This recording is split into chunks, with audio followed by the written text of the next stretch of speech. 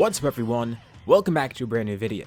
Last time, we started going to the androids in Cell Saga, as well as seeing a brand new character show up. After their brief encounter in space before, Champa eventually did arrive on Earth, showcasing some brand new techniques that he had. It seems Beerus wasn't the only one who got some beneficial training, although, even with their great training, the androids still were fearsome foes. But maybe now they'll find a new way to actually defeat them. But to make things worse, Cell finally shows up. How is that going to affect this story? For this video, let's set a like goal of 3,000 likes. If we hit that, I'll continue with another part to the series. Anyways, let's pick up from here. With everyone now aware of Cell, and Goku even waking up not long after, the group has an idea of what to do, thanks to a suggestion from Goku. Using the Room of Spirit and Time might be helpful. And of course, Kami is welcoming of everyone on the lookout. Piccolo still doesn't decide to fuse, not that he would even probably know or care about it right now, even if Kami knows about it. He's gonna stay as himself for now, and train in another way. But first, Vegeta and Trunks are obviously going to be the ones to head into the Room of Spirit and Time. They need to get to training right away in order to defeat Cell. But still, Cell might find the androids before them. They would love to try and stop that. But right now it's just too dangerous. Cell is nowhere to be found. He's laying low and playing smart.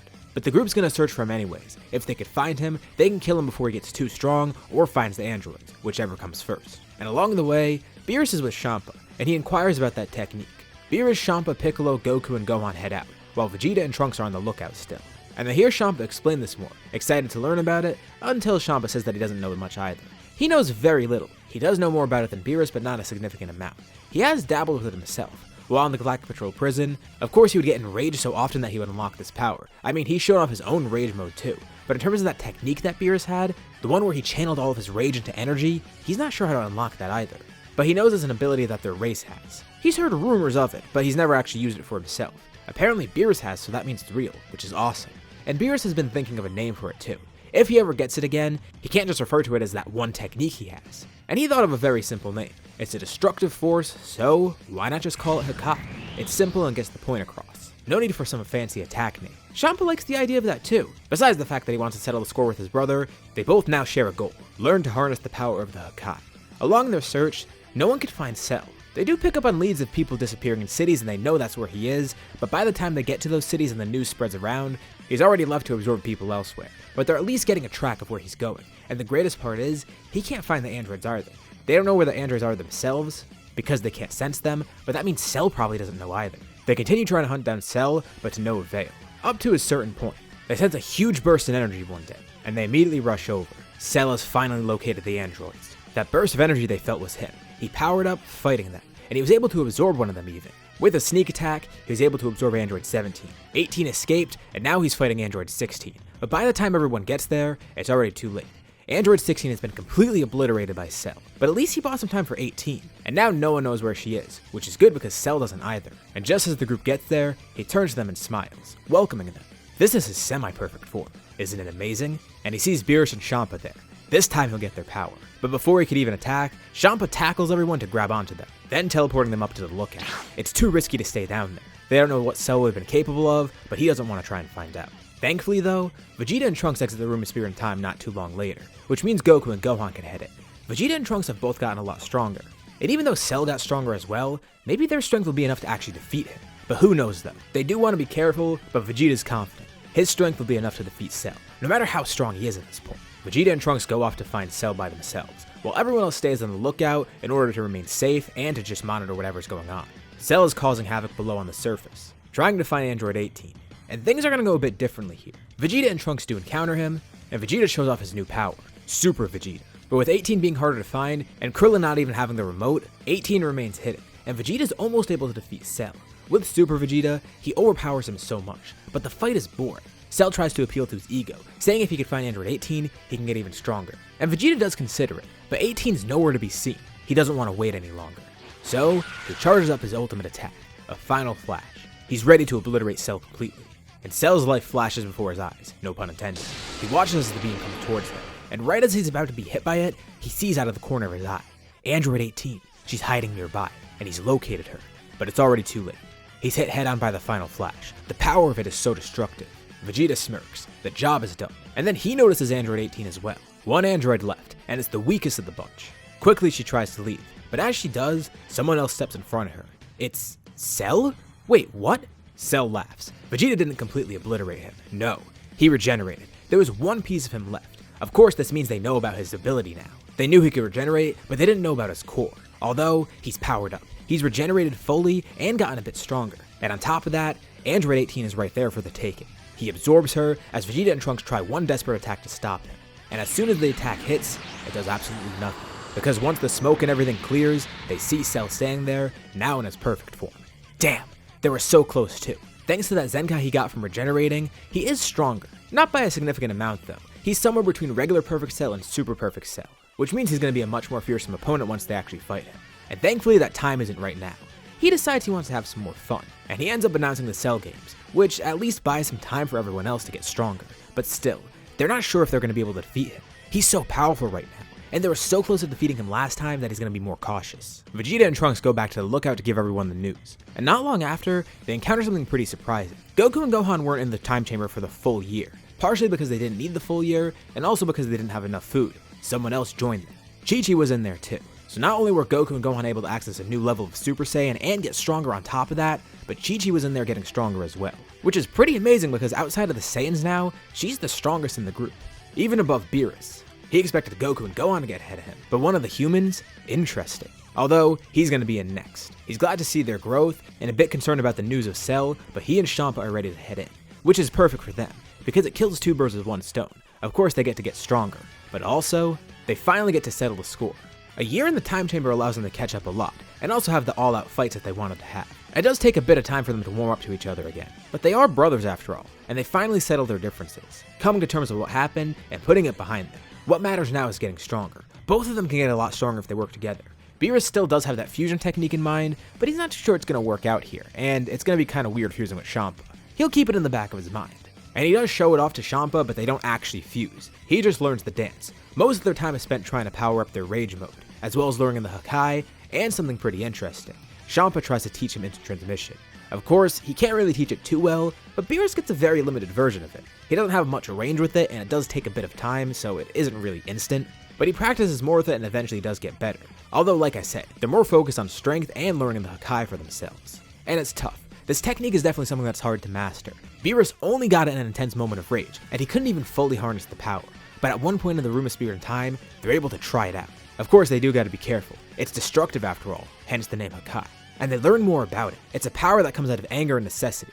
They can summon the strength to charge a special kind of energy, made from pure rage. It is something that only they can do, although it is a very draining technique too.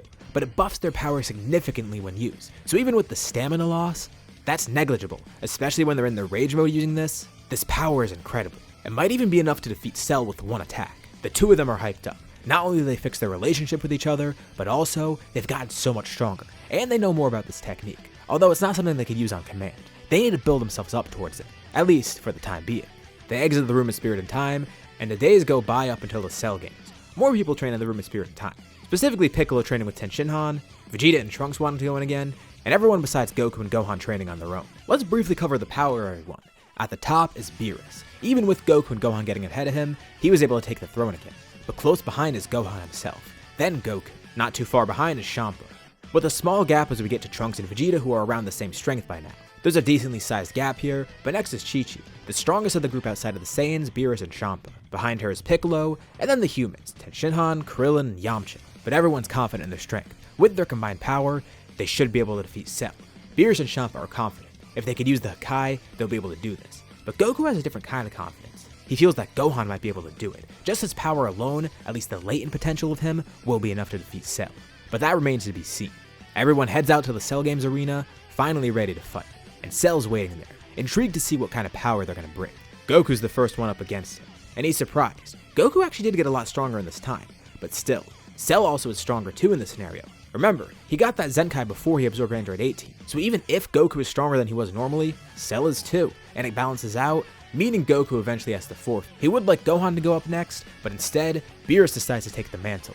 He sees what Goku's trying to do with Gohan, but instead, he wants to try and bring out his own rage. It might be risky letting Gohan go out, so they could save that for after, even though he is confident in Gohan's power. But Beerus knows, if he could use the Hakai, this will work. And Cell's intrigued. He's wanted to take this guy's power for a while, but he hasn't actually seen the full extent of it. Not like he needs it now. He's perfect. But he wonders what kind of power this guy is going to bring. He never actually got their names. Beerus and Champa. Interesting. They're not even from Earth. He'll be sure to remember their names after he kills everyone. They definitely seem like powerful warriors.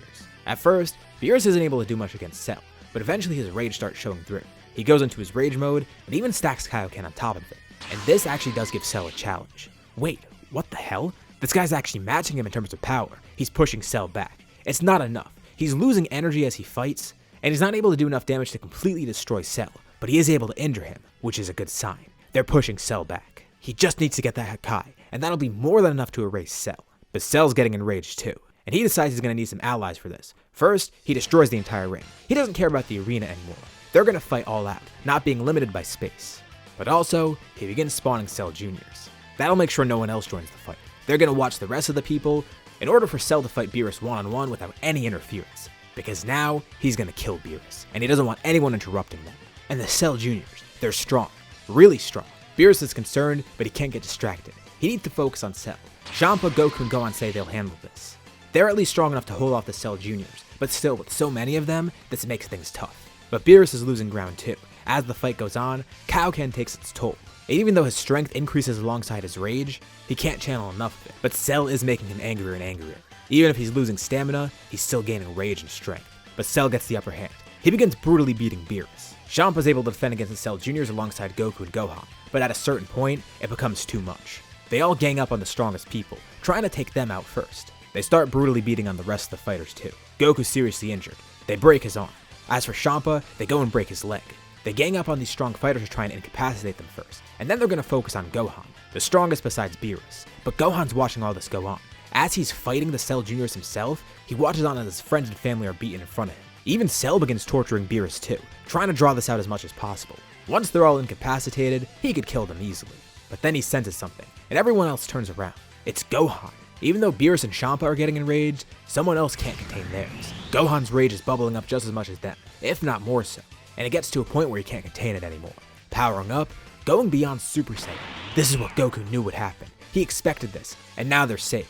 With Gohan showing off this power, they're finally going to defeat Cell. Beerus and Champa are just as amazed too. Gohan's now in Super Saiyan 2, and easily he obliterates the Cell Juniors, then jumping in to rescue Beerus against Cell himself. But this fight isn't as one-sided as before. Cell is stronger, so he's able to hold his own against Gohan, but Gohan's strength is still too much for him. And the greatest thing about this is that they know that Cell needs to be completely obliterated. Gohan's not going to make a mistake and let a piece of him survive. Beerus has been weakened, but he's going to join Gohan. He wants to make sure that they can finish the job. Gohan's glad to see he's okay, and even tosses him a Senzu Bean. Beerus thanks Gohan, taking the Senzu Bean, regaining his full strength. Together, the two of them rush Cell, starting to beat him all at once.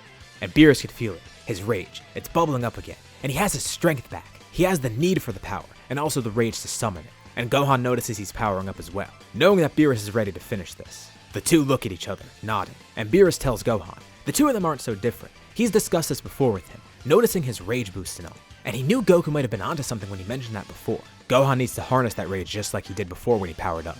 And Beerus tells him, now's the time to use it. Channel it into power. Now's the time to strike. He begins charging an attack in his hand, with the purple glow around him intensifying. He looks to Gohan. Unleash that rage. Now's the time. The two of them deliver a powerful kick to Cell, stunning him and sending him flying up into the sky. Gohan begins charging a Kamehameha, as Beerus continues charging his attack. Gohan's charged up. He launches his blast. The power is insane. Cell tries to counter with his own blast, but it completely gets eclipsed by Gohan's. And to make things worse, as Cell's hit by Gohan's attack, he looks up. Beerus is above him. He sees a blinding purple glow. This is it. This is the opportunity. He's finally gotten it. He looks down at Cell, seeing his horrified face, and smirks. He doesn't want any trace of Cell left. They're not just going to kill Cell, they're going to completely destroy him. The energy surrounding him then goes to his hand, as he sticks it out in front of Cell, shouting Hakai. Gohan's blast dissipates, and then another purplish one appears in front of him. All of Beerus' energy is transferred into his hand, coalescing into a massively powerful attack. The Hakai launches. At first, it just seems like a small purple blast, almost underwhelming, but following it is a massive explosion, one with incredible proportions. The energy courses throughout Cell, destroying every little bit of him, as he then turns into a massive purple explosion, so strong that it even knocks Beerus away. He's thrown into the ground besides Gohan, and Gohan picks him up. Beerus is a bit injured, but he's smiling. He's laughing. That was awesome! That was the most fun he's had in a while.